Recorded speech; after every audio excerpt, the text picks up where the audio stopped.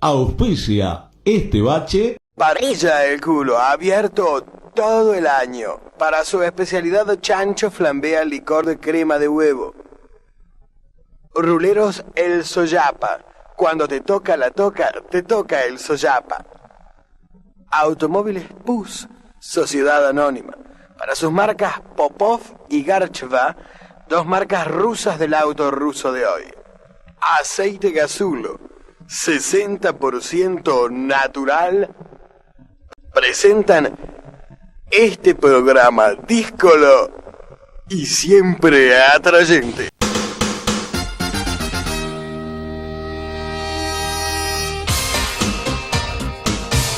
Si escuchaste hablar del aceite medicinal de cannabis o si lo consumís, llámanos, asesorate, no lo dudes o acercate a nuestras oficinas porque es natural y artesanal. Aceite medicinal de cannabis. Para artrosis, reuma, es antiinflamatorio, analgésico, ansiolítico, para dormir mejor y muchos beneficios más. Consultá así todo con tu médico. Sacate la duda, llama o acerca. Ante la justicia de todo el país, Dr. Miguel Ángel Pierri, su abogado de confianza. 11 380 24 907. Miguel Ángel Pierri, 11 380 24 907. ¡Pon policía, la puta que te parió!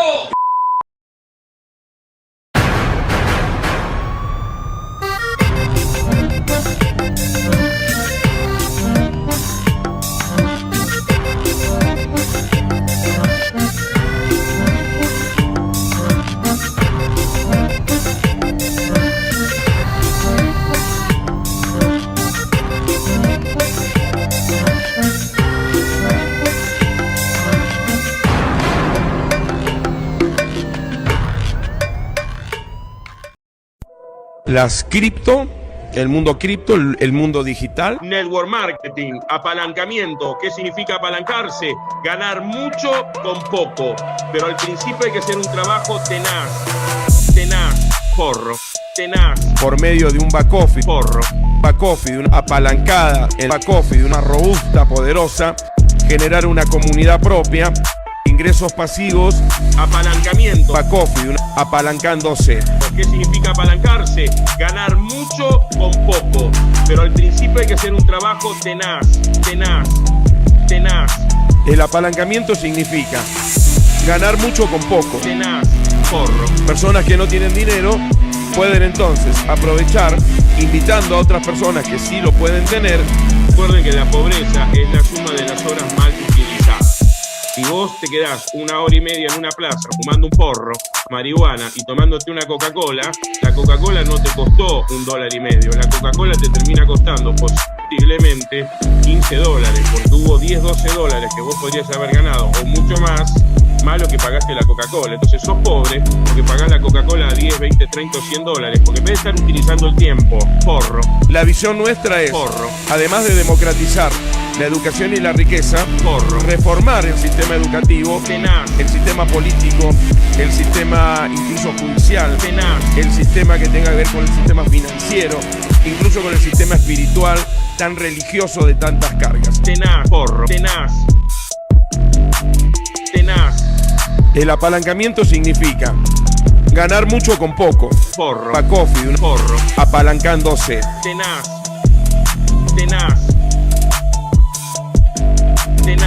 Apalancamiento. Tenaz. Recuerden que la pobreza es la suma de las horas mal utilizadas. Si vos te quedás 1 hora y media en una plaza fumando un porro, marihuana y tomándote una Coca-Cola, la Coca-Cola no te costó $1.50. La Coca-Cola te termina costando posiblemente $15, porque hubo $10-12 que vos podrías haber ganado o mucho más lo que pagaste la Coca-Cola. Entonces sos pobre porque pagás la Coca-Cola a $10, $20, $30 o $100 por porro. Tenaz. Back office, tenaz.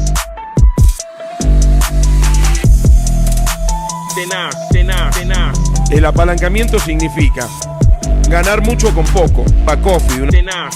apalancada, más robusta, poderosa, Bacofi de una tenaz, forro, El apalancamiento significa forro, tenaz.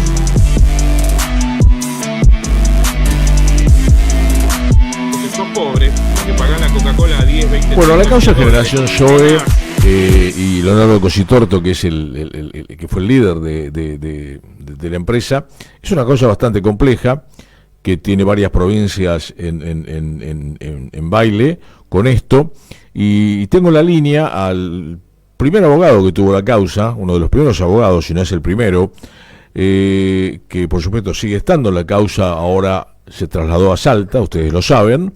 Me refiero a Guillermo Dragotto. Guillermo querido, ¿cómo estás? Rafael te saluda. Hola Rafael, ¿cómo estás? Buenas tardes. Bueno, ¿qué está pasando hoy con la causa? Porque aparentemente la domiciliaria no salió, esperar el juicio en libertad tampoco, habiendo cumplido los plazos, decime si me equivoco, y no estando firme la condena de Corrientes. Sí, un poco sumándome a la introducción tuya, esto de que en este momento, fíjate cómo son las cosas, cómo debieron desde un primer momento unificar todo en una sola jurisdicción. ¿Y por qué digo esto? Fíjate las incongruencias, ¿no? En Corrientes han sido condenados Leonardo Cositorto y Maximiliano Batista por un tribunal que seguimos insistiendo, y ahora eso está en el Superior Tribunal de Corrientes, de que no eran los jueces competentes, porque ellos habían mandado su competencia al juez Lijo en la capital federal, y eso estaba con una contienda en la Corte. Es decir, hasta ahora tienen una condena, ambos, de un juzgado, un tribunal que no es el competente. Luego lo han trasladado, ahora está Leonardo Cositorto en un juicio en Salta por la misma asociación ilícita y hechos de estafa, y en esa Maximiliano Batista no está ni siquiera nombrado. En Rosario ya están en libertad, sobre todo Maximiliano Batista tampoco estuvo ni siquiera nombrado, Leonardo Cositorto ya está en libertad en Rosario, y la causa madre de todo esto, como vos decías al principio, que yo estoy desde el principio en esta causa, que es la de Villa María, ya también, tanto Leonardo Cositorto como Maximiliano Batista, los dos ya se encuentran en libertad por el plazo de 3 años de prisión preventiva sin que hayan hecho el juicio. Y después seguramente hablaremos del tema juicio, de lo que ocurre en Córdoba, en Villa María. El de Villa María, donde empieza el problema con una denuncia. ¿Ese juicio se retoma con otro fiscal, con otro tribunal, o está todo en investigación producto de la serie que se armó de la película, donde a una persona que está procesada, de alguna manera se la está condenando previamente por televisión? Claro, mira, a ver, la causa esta madre o principal, o la primera que ordena las capturas, tanto de Cositorto como de Batista, fue impulsada por la fiscal Companys, en donde con solamente un denunciante del día 16 de febrero del 2022, que manifestó que el mes de febrero no había cobrado, que hasta el mes de enero venía cobrando, ella ordenó la captura internacional y la detención tanto de Leonardo, de Maximiliano Batista y de 5 o 6 personas más que eran quienes estaban en Villa María. Es decir, arranca la causa con una flagrante sola denuncia. Violación del una barbaridad lo que hizo la fiscal. A partir de ese día ordenó también el bloqueo de cuentas, y si nosotros engarzamos esto con lo que vos referís de ese documental, vos fíjate que en el documental, quienes lo hayan visto, la fiscal muy suelta de cuerpo, sentada en un bar, no en su oficina dando una entrevista a algún medio local o claro, nacional, no fue una entrevista, claro. Cuando objetivamente ella en un bar dice, por ejemplo, que ella no había tenido el gusto de ordenar ninguna captura internacional, como si ordenar una captura a una persona fuese una cuestión de gusto o de placer. Es decir, eso solo ya te la tilda de una falta de imparcialidad que desde ese momento en que salió la película yo vengo sosteniendo pedidos de recusación. Bueno, además dice, él nunca pensó que yo lo iba a detener. Sí, Sí, es que en realidad también, si yo te cuento cada una de las cosas que hay en Ahora, esa causa, estaríamos hasta mañana. Te interrumpo, solo detalle te doy. pero para seguir el hilo de la cuestión. Sí. Si esa persona hace una denuncia en un juzgado, se supone que antes de la denuncia, esa persona tuvo que haber mandado carta documento a la empresa, intimando a que le paguen. Me imagino que es así el sistema, ¿no? En realidad, esa persona aparece luego que había unos movimientos, incluso hay gente que ha ido a declarar citada entre gallos y medianoche, y lo que te estaba por decir también recién es que obra en el expediente de Villa María una persona que declara, y esto no lo estoy diciendo yo, ni es un invento de esta persona, que ha dicho que se sintió intimidada, apretada por la fiscal, y que le decía, vos tenés que decir que esto es una estafa porque yo ya tengo la detención, lo único que nos están faltando son denuncias. ¿Y por qué digo que no es un invento? Porque esto no lo digo yo, esto está reflejado en el expediente con la declaración de uno de los comisionados investigadores de la causa, quien transcribe textualmente lo que escucha de uno de los teléfonos secuestrados, una comunicación de esta persona en una llamada, porque estaban pinchados los teléfonos, donde transcribe esa llamada, donde esta persona dice, me citó la fiscal, me trató de hueca, que yo tenía que denunciar, que la detención ya la tenía ella dictada. Y si vos te fijas, cuando la fiscal también en el documental dice, en un momento ella dice, nosotros ya veníamos investigando, faltaban que llegaran las denuncias. O sea, ella fueron misma, a buscar las denuncias. Ahí está reconociendo, la fueron a buscar. Misma está reconociendo tácitamente eso. Claro, alguien fue a buscar las denuncias. Totalmente, por eso acá no hubo ninguna intimación de pago, acá claro, no eso hubo me refiero. No hubo un reclamo civil previo. Es más, yo te digo una cosa, fíjate lo que pasó en Corrientes. En Corrientes se inició un juicio que a todas luces es nulo porque no son los jueces competentes. Al principio del juicio hubo un acuerdo entre las partes con el querellante, donde firmaron los 98 querellantes, para el acuerdo, denunciantes, sí, me acuerdo, posibles damnificados. Sí, sí. El acuerdo estaba firmado, autorizado por el tribunal, autorizado por la fiscalía, y después que ese acuerdo, al momento en que nos habían dicho que teníamos un plazo, una fecha, un día y una hora para presentarlo, ese día y hora se presentó, firmado conjuntamente por el querellante, las 98 personas, los 6 imputados y todos los defensores. Cuando se lo pasábamos al juez, lo frenó el fiscal y dijo que por orden del fiscal general ellos iban a retirar del acuerdo. Que hizo el tribunal, dijo, bueno, sigamos entonces con el juicio. Una cuestión totalmente arbitraria, eso está en el Tribunal violatorio Superior al Código de Procedimiento. Esta queja tuya que estás relatando ahora ya está en un Tribunal Superior, supongo, ¿no? Por supuesto, yo esa sentencia del Tribunal de Juicio de Goya Corrientes, en este momento se encuentra con un recurso de casación donde yo he planteado toda esta arbitrariedad y violaciones a los derechos y garantías constitucionales, como es el juez natural, porque no eran los jueces competentes, el tema de la violación del Código de Procedimiento Penal de Corrientes, porque ya estaba autorizado el acuerdo, sino que qué sentido tiene que las personas firmen, acepten cobrar y después a ver, si vamos al caso, la única posibilidad de cobro que tuvo alguien a partir de las detenciones, y esto es fundamental porque en todo momento Leonardo, y desde que él estaba siendo buscado y que él seguía con los Zoom, él siempre dijo que él reconocía que había una deuda, lo que nunca se reconoció que esto fuera una estafa. Sí que había un atraso y que había un incumplimiento contractual y que la voluntad era pagarlo. En la única que se pudo firmar un acuerdo para llevar adelante, la propia justicia fue la que la tiró atrás.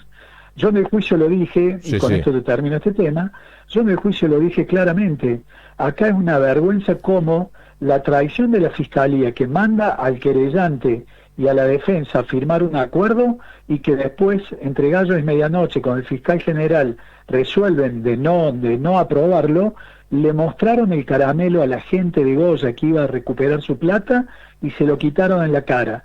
Y después tuvieron el tupé de preguntar si ellos se sentían perjudicados porque fueron testigos después tuvieron que seguir declarando como testigos esos damnificados. Yo o sea, insisto- una cosa que la verdad, Yo insisto con en él. mis casi 30 años de abogado no lo he vivido nunca, Sí. las arbitrariedades y cómo se han manejado como si fuese el lejano oeste allá en Corrientes. Mira, yo te doy un ejemplo.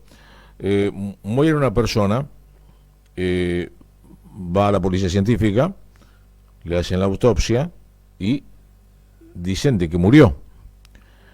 A Correcto. Generación Zoe, de acuerdo a todo lo que vos estás relatando y todo lo que yo ya escuché durante 3 años que llevo siguiendo el caso a través de Radio Argentina, todos los martes y jueves prácticamente, a Generación Zoe la asesinaron. Es decir, acá no hubo, a ver, yo tuve empresas, acá no hubo un síndico, acá no hubo deudas, que vos decís, bueno, la justicia intervino la empresa, no, acá directamente la cerraron y hubo, yo saqué al aire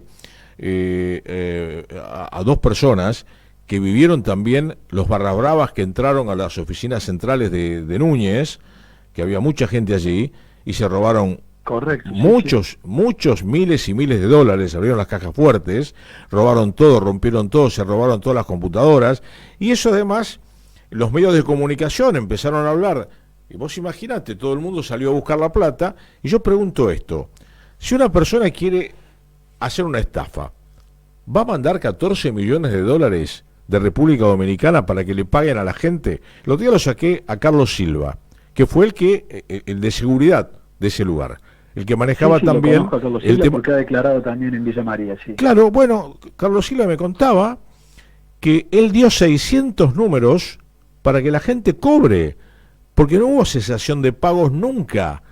Al cerrar la empresa, cuando vieron, acá hay... Te agrego algo más, Rafael, te agrego algo más a eso. Carlos Silva, eso que vos decís que declaró ahí cuando vos lo entrevistaste, también lo ha declarado bajo juramento como testigo de decir bien, verdad bien. en la Fiscalía de Villa María. Él lo ha declarado como testigo allí. La fiscal lo entrevistó, le hizo las preguntas del caso. Incluso en Villa María, un par de personas que, según la fiscal, habían mentido, quedaron detenidos. O sea, Carlos Silva, esto que está diciendo, no lo dijo al aire para tratar de ayudar a alguien. Está en el o decir expediente. algo. Él lo dijo, está en el expediente, y él juró decir verdad, con la obligación de decirlo bajo el falso testimonio, y fue entrevistado por la fiscal y dijo exactamente lo mismo. ¿Sabes lo que A ver, pienso? yo te voy ¿Sabes lo que yo te voy a hacer pienso? una Que cuando cronología. empezaron a pagar, Sí. ¿sabes lo que pienso? Cuando Zoe, no digo Cositorto, Zoe, la empresa, empezó a pagar a pesar de la corrida, dijeron, ¿y ahora qué hacemos? Y cerrémosla. Le cerraron las cuentas, cerraron las oficinas y le ataron los brazos. Es imposible que vos pagues cuando tenés la plata embargada, las propiedades embargadas, autos desaparecidos porque no sabemos dónde están, y además mucha gente que trabajaba en Zoe en las oficinas también hizo lo suyo, ¿no?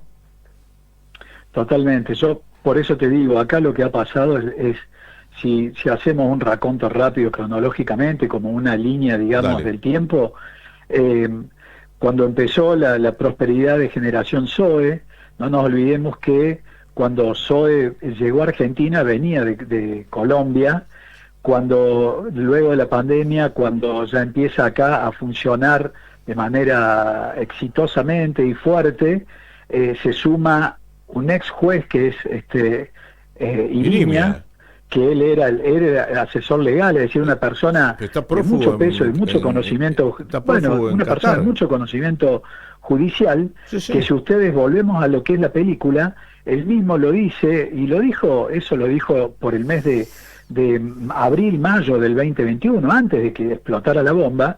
Él dijo, ahí que está el video y está expuesto en el propio documental, que él dice, un día vino Leonardo Cositorto y me dijo, doctor, ¿qué tengo que hacer yo para estar legal en la Argentina? Esa es la voluntad de un estafador. Claro, Y que lo dice, pero me lo dijo a mí no es que lo Irimia al dijeron aire. después. Y el juez Pero Irimia está bien, pero a vos Irimia te lo dijo cuando ya estaba el está prófugo ahora, ¿por qué no viene? juzgado y demás. Pero esto lo dijo, te estoy diciendo, lo dijo en marzo del 2021, Sí. cuando la empresa estaba próspera. Eso lo contó Entonces, también, me lo contó. A ver, Sí, lo contó. claro, pero entonces Dijo después que, vino, ¿no porque es yo le cierto? pregunté a Leo si no se le habían ido las cosas de las manos. Me dice, cuando me di cuenta que la empresa estaba creciendo mucho, que se había agrandado mucho, lo fui a ver al doctor Iribia, que fue el primer juez de la causa AMIA. Correcto. Ahí puso un tal Saavedra como un contador. Bueno, ahora están todos prófugos en Dubái. Mirá, te cuento más. ¿Cómo será que no hay ninguna intención estafatoria? Porque, a ver, vos contratás a personas idóneas en el derecho para que tengan las cosas en regla. Cuando vino la primera intimación de la CNB, que después tardíamente lo absuelven, porque ya el daño ya estaba causado, la corrida ya sí. en cierto punto también vino por esta cuestión de que decían que no podía operar. Los medios, sobre todo Villa María, el diario de Villa María, cuando entró la CNB, intimó al cierre y al no seguir con esta intervención a Generación Zoe. Entonces, obviamente la gente empezó a preocuparse y vinieron las corridas. Pero volviendo a lo que te decía recién, contrató, cuando vinieron estas primeras intimaciones, dijo, bueno, vamos a hacer un fideicomiso, y contrataron a uno de los estudios y que fue a declarar el abogado que creó el fideicomiso, uno de los estudios más prestigiosos de Buenos Aires en el tema fideicomiso. Se contrató para hacer el fideicomiso, se contestaron todas las intimaciones de la CNB, se hizo todo para estar en regla, y acá lo que hubo fue esto de la CNB, una corrida que hubo por el mes de enero. Antes de eso hubo un ataque mediático muy fuerte diciendo que esto era una estafa, y el broche a toda esta caída lo puso la fiscal, que con solamente una semana de cesación de pago en Villa María. ¿Y por qué te digo Villa María? Porque en Corrientes hasta febrero incluso seguían pagando, y ella estaba prófugo supuestamente. Ahora en Salta me estoy enterando también, porque se está haciendo el juicio allá, y que lamentablemente yo no lo he podido asistir porque no estoy matriculado, pero estoy día a día con la abogada que hemos puesto allá, que está trabajando, y que dice que hasta el mes de febrero también seguían cobrando la gente y demás. Claro, es decir, acá la fiscal, con 7 días de atraso solamente en Villa María, ordenó bloquear las cuentas, inhibir, descabezar a la empresa, pidiendo la captura internacional de todos sus directivos, de su contador. Lo metió preso al contador el 18 de febrero, lo metió preso el 28 de febrero al abogado apoderado de Cositorto, pidió la captura de Irimia, pidió la captura de quien manejaba el trading, que era la Rosa María González. Bueno, había que buscarla esa chica, ¿no? Claro, pero a ver, la fiscal, con menos de una semana de retraso en el pago, es como que si una esto semana, o una planta, ella la sacó afuera y dijo, a ver qué, si una planta o un yuyo, y la dejó secar. Ella más o fue menos la que, no sé, que mañana acá en la Radio Argentina se deba una semana de sueldos y cierren la radio, inhiban todo, claro. Pero correcto. Ella fue la que provocó la cesación de pago y eso está acreditado. Yo siento que fue así desde el principio. Fíjate que a mí me pegaron mucho. Ya están saliendo avisos ahora en el diario de acá, en el diario Norte, de un periodista que fue vapuleado, bueno, que no dicen quién, por el caso Zoe, y yo defendí esto. A ver, la estafa existe por una razón, porque cerraron las oficinas de Prepo, metieron a la gente en cana de Prepo y no la dejaron pagar. Así que hay una razón, que es el inicio. Por eso yo no hablo del hoy. A mí me interesa saber cómo arrancó esta historia y por qué murió Zoe. Zoe murió porque le hicieron morir, sin duda. Totalmente, porque todo lo que yo te he manifestado era una empresa que, más allá de lo que ofrecían, que dicen, aún algunos dicen que era muy elevado el interés y demás, un montón de personas. Según el volumen que vos tengas. Nosotros sabíamos, claro, a ver, aparte la gente decía, nosotros sabíamos que esto era riesgoso. Entonces, si uno mismo asume el riesgo... La timba, escúchame, con Arilton es lo mismo, claro. Vos asumís un riesgo. Eso se llama autorriesgo de la víctima y hay jurisprudencia. Entonces, totalmente. A ver, si yo estoy aceptando que estoy poniendo el dinero en un lugar en donde, más allá que, como decían algunos, que te vendían espejitos de colores porque te mostraban las Zoe Cash, etcétera, etcétera, vos ibas y ponías el dinero y te ofrecían un interés muy superior a un interés bancario, vos debías y reconocías que había un riesgo, y lo dijeron en el juicio. Por eso te digo yo que había un fideicomiso firmado. Esto fue más Claro, o había menos... un fideicomiso que por 3 años la gente sabía y iba a declarar también en el juicio en Corrientes y decía, yo sabía que por 3 años no podía tocar el dinero. Claro, sí, Yo te pongo el un capital no ejemplo, podía tocarlo. Yo te pongo un ejemplo. Yo voy al banco y pongo 10 millones de pesos en plazo fijo, ¿sí? A 1 año. Y me dan los intereses 1 mes, 2 meses, 3 meses. Empieza a haber como un rumor, un rum de que ese banco está por quebrar. Y vamos todos los que pusimos plazo fijo y le decimos, queremos sacar ya nuestra plata. ¿Y qué le va a decir el banco? No, pará, vos tenés un plazo fijo y de acá a 1 año lo podés sacar. Exactamente. Yo te voy a seguir pagando los intereses. Bueno, te voy a denunciar. Hacés la denuncia. Un fiscal cierra las puertas del banco. Bien. Y dice, usted estafó y no cobra más nadie. Guille, Eso pasó textualmente acá. Guille, ahora la tengo a Eli, que fue a declarar a Salta, porque además Cositorto se quedó sin testigos propios en ningún juicio, ¿correcto? Totalmente. También, a ver, en Corrientes yo tuve que ir a tratar de apagar un incendio que por suerte pude dejar la voz de Leonardo ahí y el reclamo de que no son los jueces naturales, que intentamos un acuerdo y que la propia justicia no lo aceptó, porque la verdad que acá hubo también, y será un tema de otra conversación, el accionar que tuvo el doctor Miguel Ángel Pierri, que fue tremendo. Y aparte hay algo, mira, a ver, él ni se había matriculado y él dice que lo defendió allá. Yo estaba en Goya, yo cerré los ojos en un momento escuchándolo a Carvajal, al presidente del tribunal, y no parecía un juez sino el fiscal, de la forma que hablaba. A ver, yo la verdad que no, bueno, a ver, si entramos en ese tema también, sí. Cuando se viralizó, cuando lo echó de la sala Leonardo Cositorto, que le dijo, porque Leonardo dijo que había dicho una mentira y que realmente 3 veces repitió la mentira. El que se sacó y no se puede sacar es el juez. Claro, 3 veces repitió lo mismo. Porque ese juez fue el que después tuvo que deliberar para ver qué pena le ponía. Exacto. ¿Sí? Entonces, bueno, ha habido un montón de irregularidades. Hubo un mal manejo, Guille, ahí por parte, como te decía yo, de la defensa. Te mando un abrazo, Pierri, y etcétera. Así me cuenta Eli cómo vivió lo de Salta. Dale. Un abrazo grande. Seguimos conversando en otro momento. Chau, Guille. Un abrazo grande. Gracias. Chau. Guillermo Dragoto, el juez natural de la causa Zoe. Dale. Brilla el culo, abierto todo el año. Para su especialidad, chancho flambea licor de crema de huevo. Ruleros El Soyapa. Cuando te toca te toca el Soyapa. Automóviles Pus, Sociedad Anónima. Para sus marcas Popov y Garcheva, 2 marcas rusas del auto ruso de hoy. Aceite Gasulo, 60% natural. Presentan este programa díscolo y siempre atrayente. Ante la justicia de todo el país, doctor Miguel Ángel Pierri, su abogado de confianza. 11-380-24-907. Miguel Ángel Pierri, 11-380-24-907.